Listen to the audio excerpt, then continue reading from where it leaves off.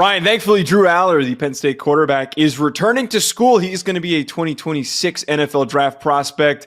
Plain and simple, this was the best possible decision for him. He was not ready to go in this 2025 class, and we saw the way that he played in the Orange Bowl. It summed up some of his struggles as a player and the improvements that he needs to make. There is a really promising ceiling for this kid. He could go on to be the first overall pick in 2026. He could go on to be a stellar pro in the NFL. But you and I are on the same page here. The news that he officially confirmed after already announcing that he was going back to school weeks ago, that he is definitely not declaring this year, was the best possible thing that he could have done. Yeah, I think this is more a long-term outlook than a short-term investment for a Drew Allar, right? Like if he entered the draft, I think there was a good chance that he would find himself in the first round. And if he had a great process, who knows? Maybe he could have risen up to be a top 10 draft pick when April finally came around. But I think that would have been a short-term play, right? Like, let's capitalize on a bad quarterback class in the 2025 NFL draft.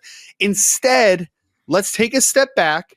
Let's get ready, have another year of progression, because we saw a huge jump from 2023 to 2024. If he has a serious one from 2024 to 2025, then we're talking about him being in the running to be the first quarterback off the board in 2026. But more importantly, Joe, let's maximize rookie contract. Let's try to get to a second contract. This is a long-term play. I don't want to talk about this kid being a top 10 bust and not being able to sustain success in the NFL. I want him to be the best possible version of himself and capitalize off of another year of progress. So I think that this was a good long-term play. There's a good quarterback in there. Now, it's too far between right now. There's times where he's excellent. There's times where he's bad. We need now to raise the floor of him as a prospect so we more efficiently hit the ceiling. But I think a year of development is going to be the best for him long-term without question.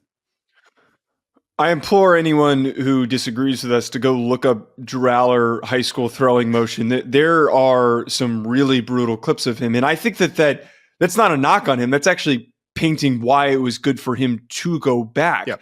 He didn't know how to throw a football. He was basically, it felt like a tight end trying to learn how to play quarterback. Sean Anderson, my roommate and co-host for Hack City, he's adamant that he at one point was definitely not a quarterback, and he almost tries to push this narrative that he thinks he should go play baseball. That's the wrong take. But the whole point here is that he went from literally having to learn how to throw a football to this point now where he has taken over games, where he has led these second half comebacks like he did against USC. There is inside of him a version that can be unlocked that could be a Heisman Trophy winner next year, playing in an offense, coming back for a second year under Andy Kotelnicki, having Kyron Hudson coming in from USC. There is really so much room for him to grow even further. I think the biggest thing that you just hit on there, this is a year where there's a lot of desperation at quarterback, and there's a lot in the draft where a lot of the teams that need quarterbacks need a fix right now. Right. They're going to throw Drew Allar into the mix immediately. I don't see many top 10 situations where he could have sat and he could have learned and he could have waited. It would have been trying to get that immediate reward from a guy that was going to have a really up and down rookie season. So him going back is ultimately the best thing.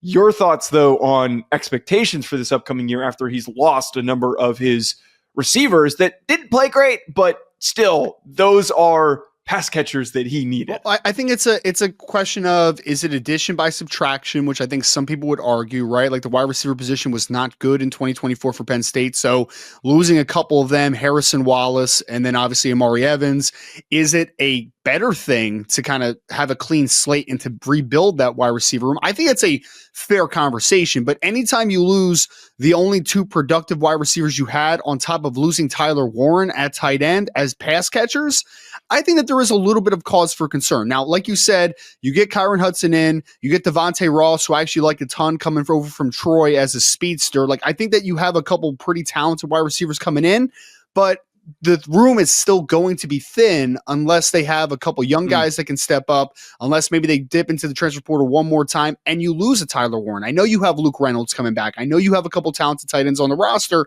but for a guy that is now going to be a fourth-year player and third-year starter, does he have the time and the necessary tools inside of him to be able to unlock a younger wide receiver room or a makeshift wide receiver room? That's the question I had. Now, luckily, you have Nicholas Singleton coming back. You have Katron Allen come back. You have a good offensive line coming back. So you have a steady ability to rely on the run game early on. My biggest question as far as taking his passing game to the next level, can the new look wide receiver room for Penn State and the young tight end and Luke Reynolds, can those guys come along quick enough for him to be able to unlock that passing upside? That's my main question going into 2025. Folks, let us know in the comments, how good do you think Drew Allar is going to be this upcoming season? Do you think he could maybe be a Heisman Trophy winner? Do you think that he could be the first overall pick? Let us know in the comments. We'll be back for more. Subscribe so you don't miss out. We'll talk to you later.